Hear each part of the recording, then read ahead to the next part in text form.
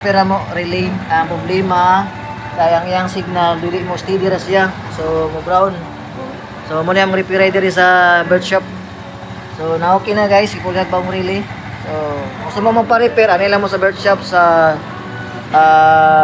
private MG Queen ko Avenue. oh sa Sigma Mino. Dara na mga kadro. Bird shop. Mo na yung ganit na mga kani mo ni siya ang gahi diri. So wala na guys, naayo na. So problema ground lang yang kuan, di siya mo siga, steady ra siya.